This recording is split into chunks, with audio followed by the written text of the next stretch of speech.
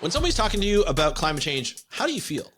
Do you feel like this kind of like eerie feeling inside, this anxiousness, this bad feeling about what's going to happen in the future, thinking about the future, whether you should have kids, a family? How are we going to survive this when, politicians are not really working on this, business people aren't really working on this, or some people are, some people aren't, some people are doing the opposite? It must feel pretty crappy after a while. But imagine if you read something or watched something or did anything and it actually made you feel optimistic about climate change, especially about climate change adaptation. Just imagine if you read a book that gave you hope on climate change. Well, that's what we're going to be talking about on today's episode of the How to Protect the Ocean podcast. I've got new author, Todd Medema on the podcast today. He's talking about his new book called How to Surf a Hurricane. Just imagine the thought of that, surfing a hurricane. How to Surf a Hurricane. It is this fictional book about, kind of a bit of a sci-fi book about someone who, it's a heist. It's in the Solarpunk novel type of genre. It's kind of cool. And it's out for pre-sale right now. So I want you to go out and get it. But we're going to hear from Todd about the book, the process of writing a book, especially looking at something that's not often the narrative that we hear, especially when it comes to climate change. So here we go. Let's start the show. Hey everybody, welcome back to another exciting episode of the How to Protect the Ocean podcast. I'm your host, Andrew Lewin, and this is the podcast where you find out what's happening with the ocean, how you can speak up for the ocean, and what you can do to live for a better ocean by taking action. Today we're going to be talking about a book called How to Surf a Hurricane by Todd Medema. This is his first time writing a book. Well, first time going through a publisher. He wrote a novel in high school, but this one is really special. It's really about how to look at climate change in a very different way, an optimistic way. A lot of us don't really think about that. When we hear about climate change, a lot of doom and gloom associated with it. Sea level rise, you have sea surface temperature increases, ocean acidification, coral bleaching, flooding, drought, wildfires, all that stuff makes it really difficult to think about climate change in a positive way, or to think about life in the future with climate change in a positive way. A lot of us get anxious about it. A lot of us, just feel really crappy. It kind of turns our stomach a little bit, especially when you see how people are dealing with it, how politicized it is.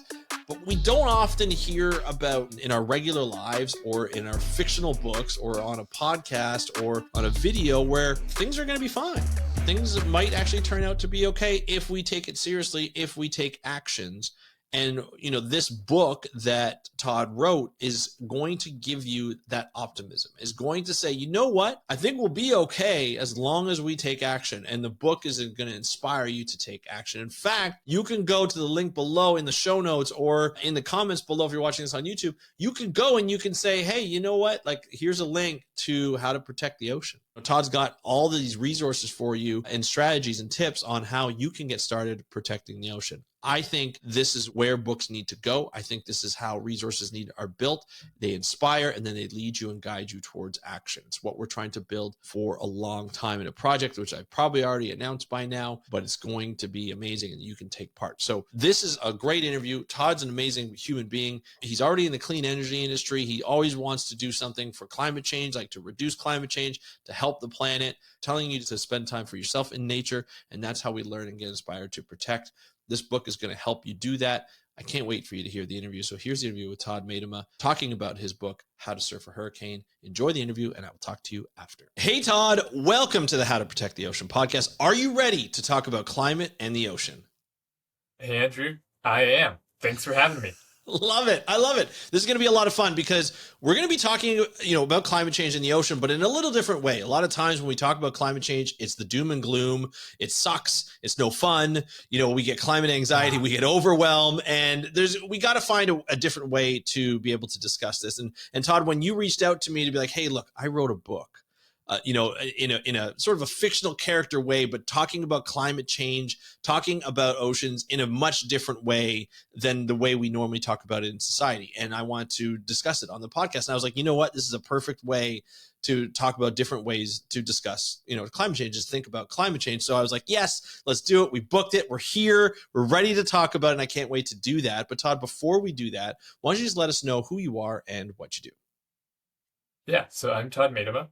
For the past several years, I've worked directly in clean energy, on solar and good energy storage. But really outside of that, I've become extremely passionate about climate change and how we tackle this. And I've tried to explore it and tackle it from many different lenses, not just from the technology side, but from the political side. I've like volunteered with Citizens Climate Lobby. I've liaised with senators from like the local volunteering side, running green groups, even from the personal lifestyle side, I've lived car free, cut meat out of my diet, and just really trying to understand what is this problem? What are our solutions? And how do we get there? Yeah, I mean that's the question, right? Those are the big questions that we've been trying to solve for quite some time. Growing up in this type of world, in hearing climate change, it's been often discussed in terms of climate denial and everything. So as you grew up, getting into the clean energy industry, why did you follow that path? Growing up, probably a lot of people, even maybe parents or aunts and uncles, or like in your family, or even friends and their parents and stuff, they may have talked in a different way of climate change. Like it's not existing, or, there's a lot of controversy around it. Politically, it comes into play. Like how did you get steered into clean energy industry? Yeah.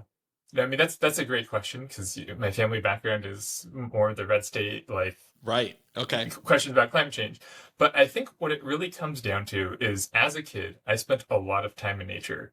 I was a Boy Scout. We were hiking, camping, kayaking, you name it. And so I just really came to appreciate nature. And as I was exposed more and more to like, hey, we're doing these things that are destroying nature, I was like, whoa, no, like I want nature to be here, not just for me, but like for my friends, my family, my kids. I want to preserve this. I love that. I mean, that's what we all want, right? It really comes down to just being in nature and spending time in nature. And so you follow a path of clean energy. So how did you, what was your role? Like, what did you do in that industry? Like, what was your title? Yeah. So my title is a software product manager. So Okay. I help these clean energy companies develop software that helps them operate more efficiently, helps them design, Cool. solar power plants that are cheaper for their customers, and just trying to drive down the cost of clean energy. That's interesting, because that was a big problem when it first came out, right? Solar panels are too expensive, put on homes. It's almost like I'll never forget. Like I've grown up in a very in a very like a time where technology increased immensely, from getting up on the, from getting up from the couch to have to turn the channel on the TV, to having like massive remotes that are like, a foot long with like 30 buttons to demarcate the channels and stuff like that. Then to go into like massive TVs where the backs were like deep. And then you get to flat screen TVs when they were super expensive. And all these new technology were super expensive when they first came out. And I remember vividly when plasma TVs and flat TVs became super cheap. It almost felt like it was overnight. It's like when they figured out how to make them properly and efficiently, right? Where they can mass produce them, where they're not $2,000 every time they come out. And like, if you look at them now, you can get like a 42-inch TV for what, like $300, $400, and great crazy, quality. yeah. It's insane, right? I feel like that, like the solar panels industry went through the same thing. Like we had friends on the block that had solar panels back in the 80s, and they were huge. They were ugly. Now it's almost to the point, where certain companies have them as like tiles on your, on your roof. So it just like looks seamless, so there's been a huge sort of change and shift in making them. And we don't really realize that software is a big part of that, into how to make those. It's all computerized, how to make it more efficiently. Was that a hard thing to do? Like, is that a hard thing to get into in terms of like a software engineer or software programmer? I'm going to say it wasn't too hard for me, because it's something that I've always enjoyed. I actually got into it from video games. Okay. When I was a kid, I loved playing video games. And then my best friend in elementary school actually was like, hey, did you know you can program your own video games?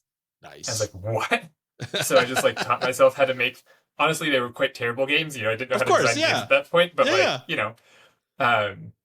and sometimes I get people asking like, oh, it's the tech industry. Like, I'm not a software engineer. There's nothing I can do to help. But like, there's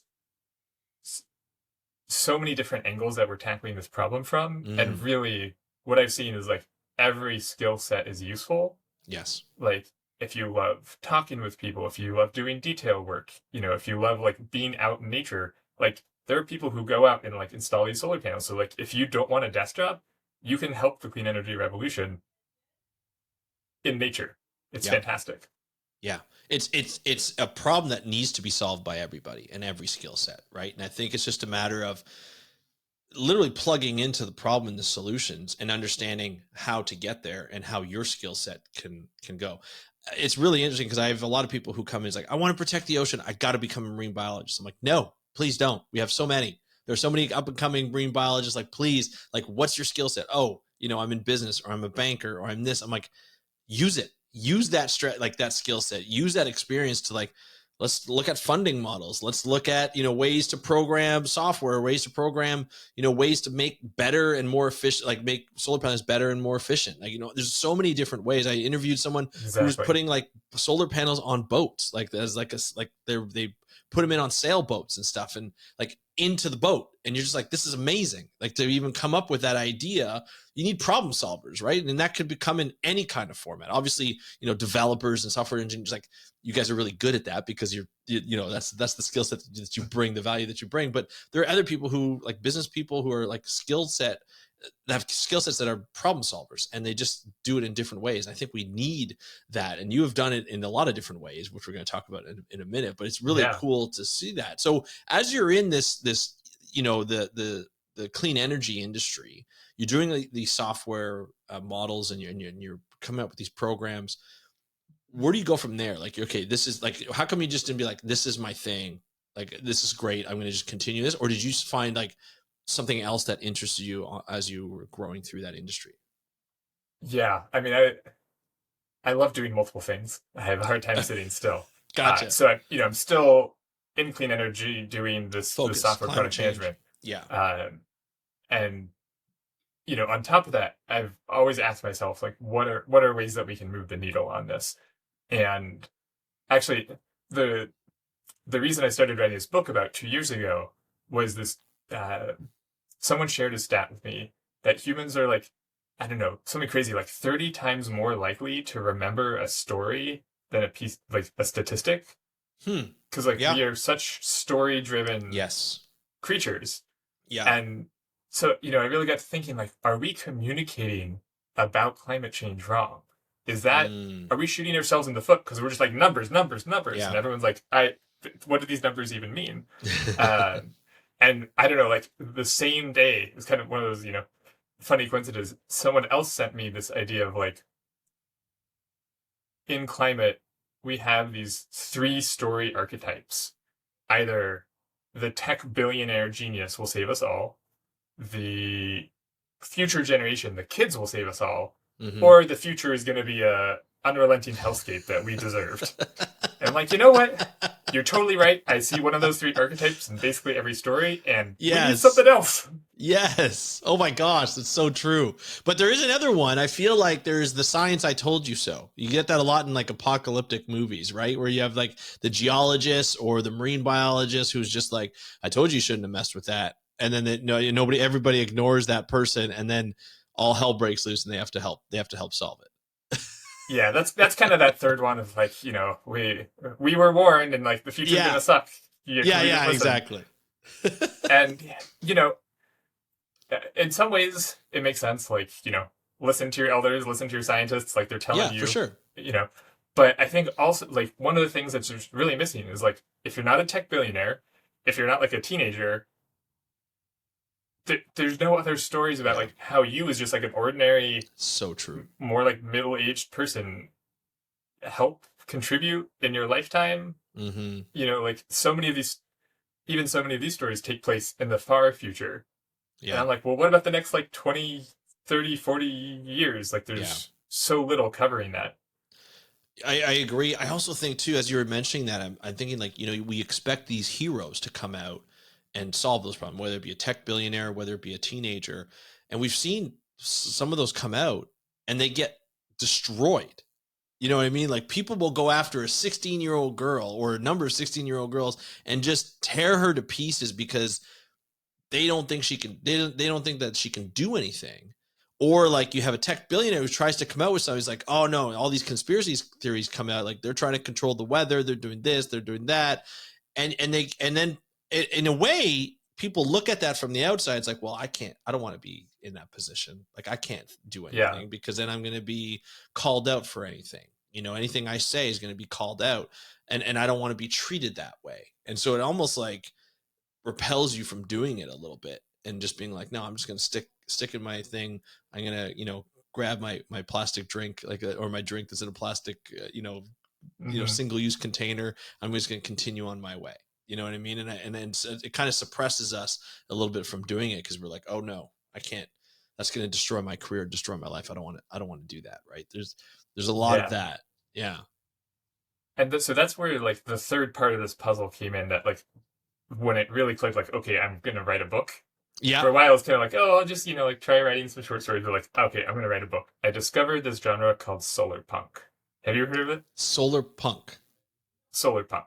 Okay. No, I've never heard of that. Okay. It's a pretty new budding genre. So, okay. It's not like classically defined because people are still figuring out what it means. Yeah. But it's kind of the opposite of cyberpunk. Like cyberpunk is dystopian future with like technology ruining everything. Okay. Solarpunk, in my mind, is a hopeful future where we as humans, as individuals and communities, work with nature to build a better future. Yeah. It's like, that makes a lot of sense.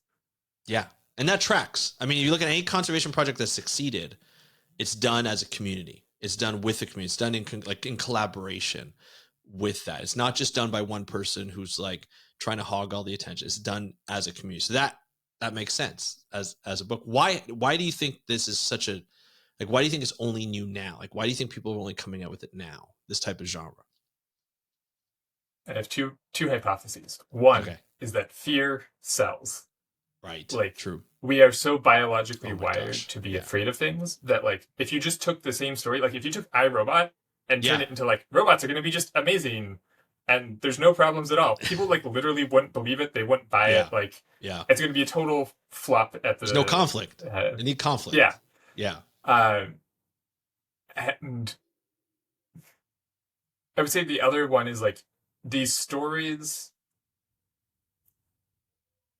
There's utopian fiction, but it's always so far off, right? Star Trek, like infinite free energy, universal basic income, etc. But it's like 400 years from now. But like, where Solarpunk really like means something as a genre is like kind of the next 100 years, like the messy middle where we're trying to figure out where hope is like a question rather than kind of a given in a distant utopia. And what I learned as I started writing this book and thinking about like, hey, am I going to publish this? How do I publish it? It turns out it's actually very hard to publish near future books like this because they're like instantly dated. They expire so quickly. Right. Gotcha. Any like predictions you make in your book, in 5 years, they're going to turn out to be wrong. So your book has a very short shelf life. Get it. I get it. Yeah. So now, so how do you, so this like Solarpunk type of novel, it expires quickly. So why do you think people are catching on to it now? Like, or really enjoying it now? Is it just because it's so near future? People want to know what the near future is? People want to know what the near future is. And I think it's also this rebellion against the oversaturation of fear and anxiety in our world. Hence the punk part of it. Yeah. People are just so desperate for, tell me something besides the future's going to suck. And like, when you really think about it, like the future is what we make of it. Yeah. And what we make of it is really informed by the stories that we read. So in a way, it's almost an act of creative rebellion to see like, we're surrounded by fear. Everyone thinks the future is going to suck. But like, what if it does work out? Yeah. And like, you share that idea with people and you're actually like helping to build that future through storytelling. Right. And I mean, that's the beauty of it, is to kind of is to unlock that hope in you. I think hope is a very powerful way to do it, but you can still have conflict, but give hope in that way. Right. Yeah. This, was probably the hardest part about writing this book was in a book about hope. What is the conflict? Yeah. Yeah. In a book that's not dystopian, mm-hmm.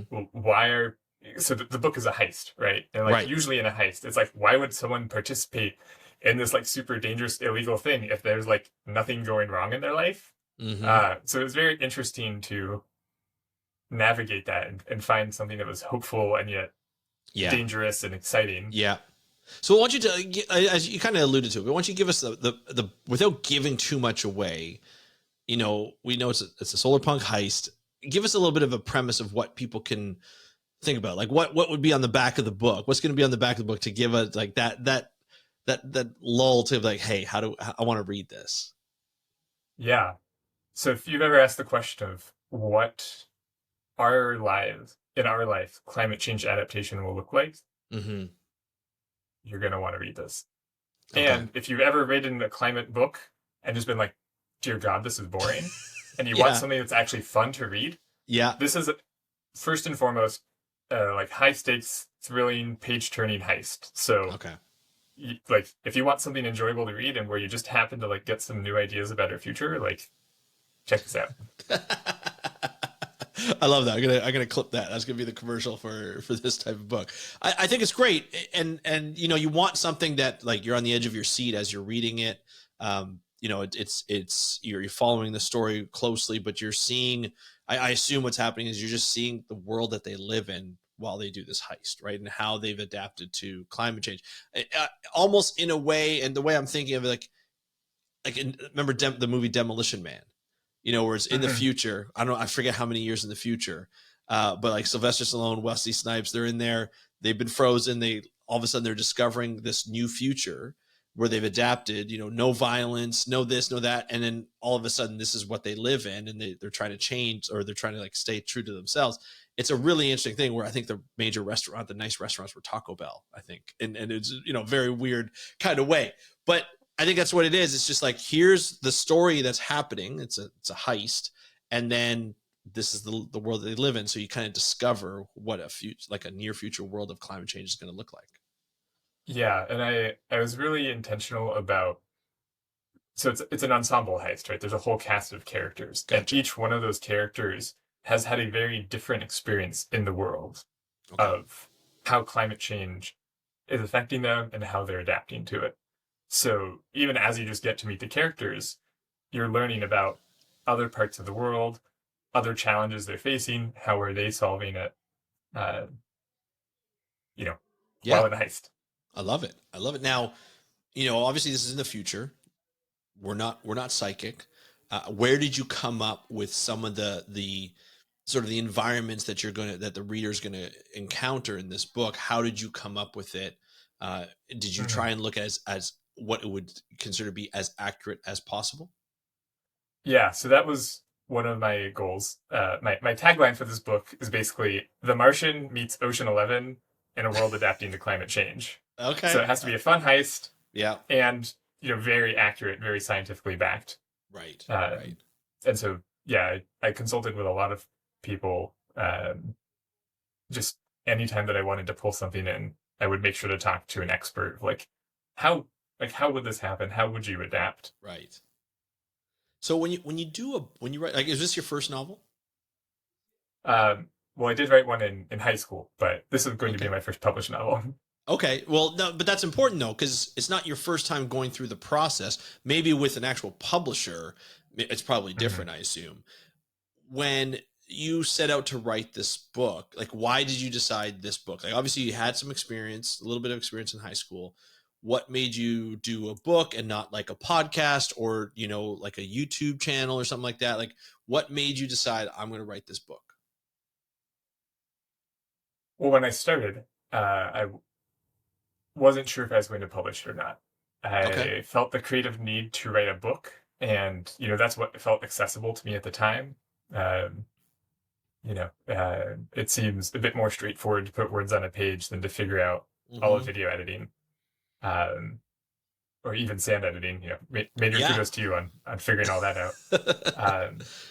And so I just, I started writing it for fun, and then I hit like 50, 60, 70,000 words, and was like, oh, I made something, and like I kind of care about it, and I think it has a good message. Maybe I should take it seriously and like hire an editor and like figure this out. I love it. Now, to go through this process the first time, it's got to be a little challenging to figure out what you need. Obviously going, writing 50 to 70,000 words, you make it sound easy, my friend. Like, Todd, this is not an easy thing to do, but you love, I assume you love writing. So that's not hard for you to do, but the whole process, like to start out, where did you go? Like finding a publisher, all that kind of stuff. Yeah. And I will say it was hard in the sense of like you run into writer's block.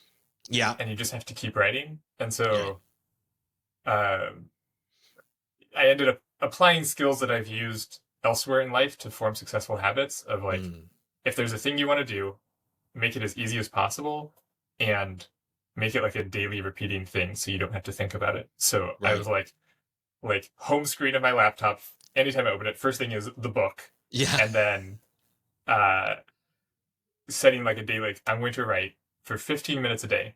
If it's more than that, that's great. But like by setting that bar at 15 minutes, it felt more approachable. And I could be like, okay, like I don't even know what I'm going to write about, but I'll try writing for 15 minutes. And 90% of the time, it would turn into like a 2-hour marathon. Yeah. Well, because I like that you kind of do it in a short spurt. It's like, look, I can do this. This is doable every day. Whatever's going on in your life, whatever you have to do. Obviously, you're working during this time. Like I assume you're still a full-time job. So doing it in little chunks in 15 minutes, that's great. And then all of a sudden, you're probably like, after 15 minutes, you're like, no, I'm on a roll here. I'm just going to keep going. I'm just going to keep rolling with this story idea or this line in the story. I'm going to keep going. Boom. All of a sudden, you're like 2 hours later, I've got 20,000 words. Okay, cool. Like, I don't know if that's possible. Not 20,000 words in 2 hours, but yeah. No. But exactly. Like, you know what I mean? But, like I've just written for 2 hours, got some ideas out of your head. You probably feel like after like 1 or 2 hours, you probably feel a little tired mentally, just from a little drained on that after doing that, right? Yeah, it was actually really interesting to see how the creative energy, it almost ended up being like physical energy, like you work out and then you're like tired. Yeah. Like to put forth that creativity, like the creative part of your brain is like, I need to take a nap, Yeah, I get it. I also, sorry, go ahead. It's kind of like a muscle in that sense of like, yeah. Then you can build the creative energy. You can build your endurance. You can write for like 2.5 hours, 3 hours. So I think that was like a helpful framework. So how many hours do you think it took you to finish off this book? Like to write this whole book? If I had to calculate that number, it'd make me sad. But if I had to guess, I think by the time we publish it, I will probably have spent about 1,000 hours on it. Yeah. Crazy.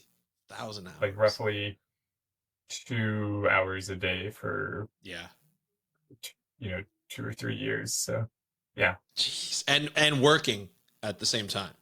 Like this is your hobby at this point, it's your hobby, right? Like, obviously you're getting it published and stuff, but you're doing this as an extracurricular activity, essentially. Yeah. And in a way, I think it works well because, I think of like what I write in the book, and so much of it is informed by real life, where it would be very hard to just do this in a vacuum chamber. Gotcha. But yeah, for sure. I'm constantly stealing things that I see in real life, and I think that makes the book a lot more interesting and a lot more realistic. What barriers did you encounter while writing this book?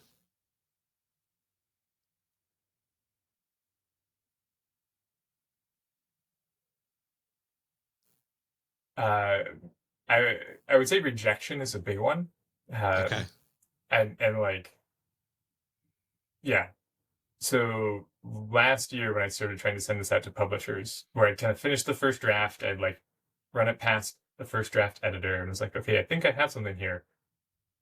40 emails out, 39 no's, and then 1 yes.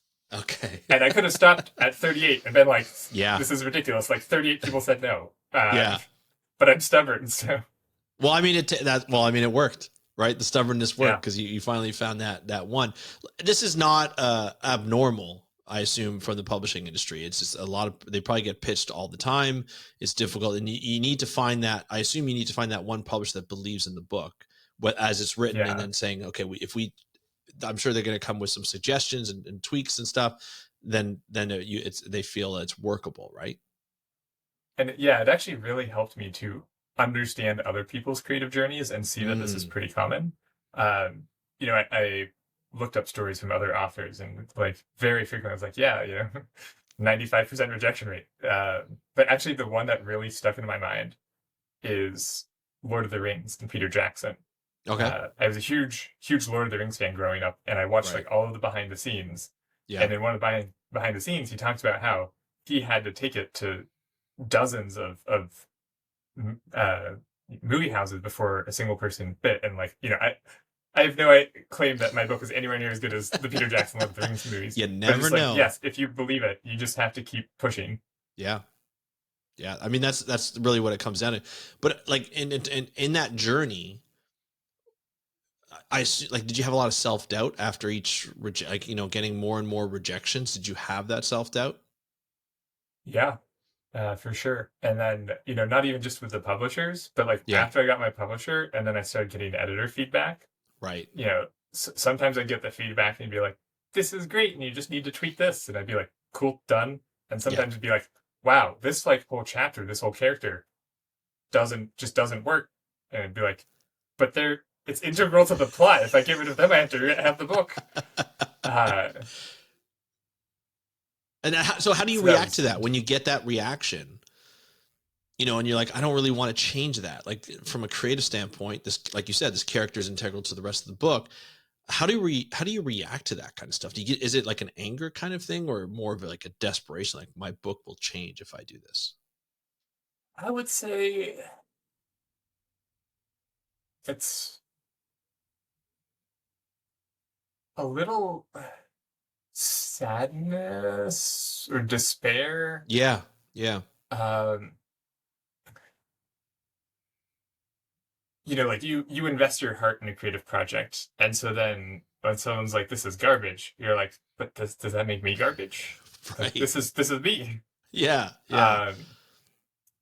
And the intimidation too of having to make those big changes. So eventually I found this sort of process where I would like read the feedback in a very detached manner and sit on it and actually start first applying this mental question of like, is this feedback I want to apply? Right.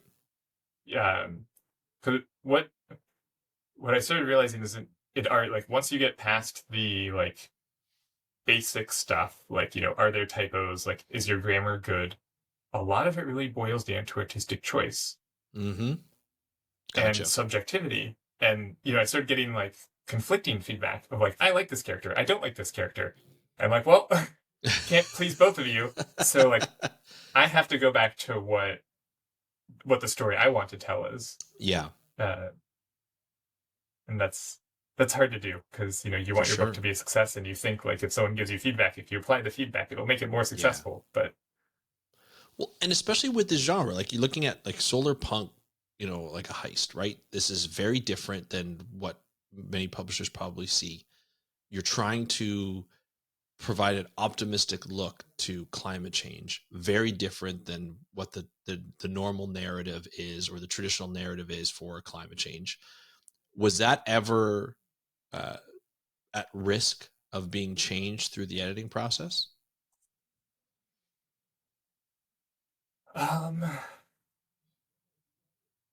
I'd say the high level idea was not. I was lucky enough to find a publisher and an editor that understood what I was trying to achieve.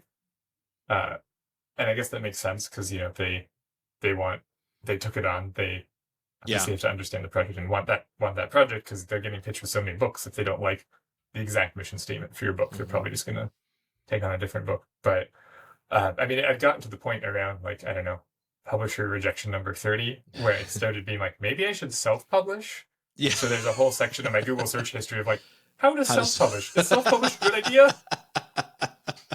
I mean, it's an idea. I think I would go towards that after that many rejections. I'm like, you know what? I'm just going to self. But there's so what's the difference between getting a publisher and then also self-publishing? Like what, in that process, what's the difference? Well, okay, for me, I wanted to go the publishing route for two reasons. One is I really wanted to see how it can be done right and professionally. Yeah. and then learn from that and maybe do it myself the next time, right? Like that's my mental model for learning is like watch a professional do it and then like Yes. copy and paste. The other one is I really hope it gets turned into a movie. It's like one of my That's bucket so list fun. items is like write something that turns into a movie. Okay. Might not be this book, but like Yeah. I felt that going the traditional publisher route was like gave it kind of a better chance of being taken seriously as a movie. Gotcha. And it makes sense. And also like, I think the feedback is awesome too, right? To be able to share your creative work with publishers and editors, like professionals that do this each and every day, who have seen countless books, right? Compared to maybe yourself or others. Obviously you're probably well read and things like that if you're ready to write a book. But that's also probably a plus, a positive of getting a published book, is just like you're getting input into the story, input into the writing style that might play a role down the road if a book does get picked up. Yeah. No, and I think feedback is critical to really any creative process, including writing. Yeah. And, even outside of my publisher, I recruited a lot of my own beta readers, Yeah. Gotcha. mostly friends, but Yeah. I actually found like a website online called Critique Circle where Oh, you post nice. chapters, you read other people's chapters. They have a really smart system where you get credits for reviewing other people's chapters, Yeah. and then you need credits to post your own. So it kind of keeps this like healthy economy alive where Yeah. you're incentivized to review other people. It's kind of like a science And so, journal in a way. Like, you write articles and they ask you to review articles, and that's yeah, like part of the service. Yeah. and thankfully no money is required. Yeah. I Yeah. know the science journalism space is running into a lot of expensive paywalls right now, but Yeah. I actually think that's a super interesting model of the future, because as part of this whole Solarpunk idea, I think community and people are such a large part of the problem. Sorry, part of the solution. Solution. Yeah. Um, Yeah. yes, community and people are such a large part of the solution. And one of the ways that we do that is we figure out systems that help us align, help us work better together rather than worse. So these platforms, Craigslist is like this weirdly old school but perfect example of like, if you just make a platform where people can buy and sell used items. Yeah. Who knows how many like millions of tons of CO2 Craigslist has saved from things being landfilled. It's incredible. It's true, because normally people would just throw stuff out, even for like Facebook Marketplaces. People are like, I got this junk, but I can sell it for $50 and just make something off of it, and it gets reused. So it makes sense for reusable stuff. It probably saves a ton of stuff from going into the Yeah. Agreed. Well, that's really interesting. So with this story, what do you hope readers get out of it?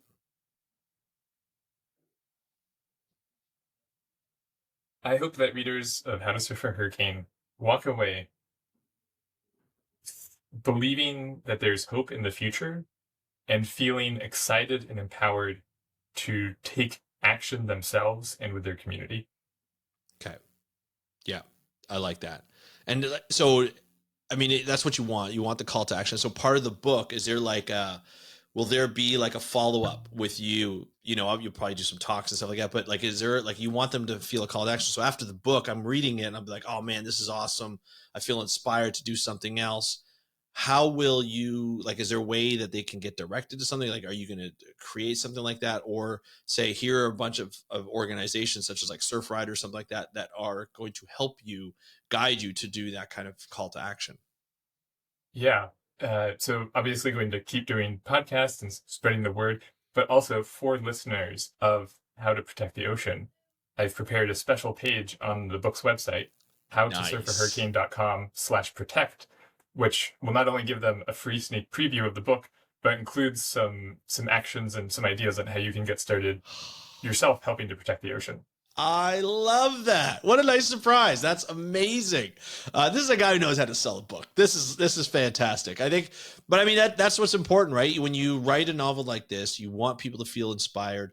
You want people to take action. Here you're providing people with a methodology, some ideas, some strategies. I think that's fantastic. And I can't wait. Yeah. I can't wait to read the book. I can't wait for people to read the book. People are, as you're reading this or as you're listening to this, you're watching this, the pre-orders are up and you can grab the pre-orders. I can put the link in the show notes. Todd, like, as we kind of wrap this up, like, what do you want people to feel after this book? Like, what do you want people to do? I want people, well, first and foremost, I want people to spend time in nature. Yes. That's like the single most important thing you can do is spend time in nature, because it's going to recharge you. It's going to shield you against all the fear and anxiety in the world. And it's going to remind you, this is what I'm fighting for. Yeah. And then take that energy and act. There's so many ideas online about how you can act, find something that makes sense for your life and your lifestyle, and build on that action. Join some sort of group or community near you with similar desires and goals to just keep building on that and enabling other people. Yeah. I love that. I think that's a great message.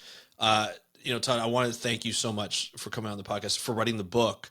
I can't wait to read it. I can't wait for people to read it, and I want to hear what people say. We'll tell people how to get a hold of you. We'll put your links in the show notes so that people can give you their feedback, their inspiration, how they felt about the book. I can't wait for it to come out. You must be super excited. I am. Thank you so much, Andrew. It's been a pleasure talking with you, and I hope you enjoy the book. HowToSurfAHurricane.com. Yes, absolutely. Say that again, because I kind of interrupted you. Say that one more time. HowToSurfAHurricane.com. Perfect. We'll put that link in the show notes for you guys to get a hold of that, and we'll put it in the comments on the YouTube channel. Again, Todd, thank you so much for writing the book. Thank you so much for coming on and telling us all about it. We can't wait to have you back on and to find out what happened. What happened during this journey of yours. Do you plan, like, I know this, you're still in the first book and still in the editing process and like the release process and stuff like that, but do you plan on writing another one, like a follow-up? Don't tell anyone, but I have started working on a sequel. What? That's awesome. Love it. All right. This is going to be good. Can't wait to hear more about that. Thank you very much, Todd, for coming on the podcast. We really appreciate it. Looking forward to having you back on the next time. Thanks, Andrew. Thank you, Todd, for joining us on today's episode of the How to Protect the Ocean podcast. What an interview in terms of talking about a book that he just wrote, like pretty much his first time with a publisher. I don't know how you write a book. I've always wanted to write a book, especially with the amount of interviews that I've done, the amount of people that I've met, amazing people that I've met. Maybe one day that'll come. But to write a novel and to just write it every day for like 2 to 3 years, to get rejected so many times, to build that resilience in yourself, just like Todd did, that's inspiration right there. Right? That's an inspiring journey right there, to write a novel. Not an easy thing to do. And then hopefully one day we might see it on the big screen. I think that would be kind of cool to see that. But I think it's important to be able to read this book, to be able to think about climate change in the future, near future, and how we adapt to it, and to see what those results are. I can't wait to read this book. I know you probably can't wait to read this book, so I'm going to put the pre-order link in the show notes. Go get it, buy it, support Todd and his efforts, also support in thinking about climate change in a different way, and support this genre, right? The Solarpunk genre. That's kind of a cool thing to do. Punk has always been rebellious. This thought process is a bit rebellious because it's not normally done, and he's challenging you to think in a different way, and I just love the fact that he's doing that. So thank you again, Todd, and I want to thank you who's listening to this podcast, who's watching this on YouTube. I want to thank you so much for joining us on today's episode of the How to Protect the Ocean podcast. If you want to get a hold of me, you can do so by going to Instagram, DMing me at How to Protect the Ocean, or you can go on our YouTube channel, subscribe, hit that notification bell so you don't miss any of the future episodes. I want to thank you for joining us on today's episode of the How to Protect the Ocean podcast. I'm your host, Andrew Lewin, from the True North Strong and Free. Have a great day. We'll talk to you next time, and happy conservation.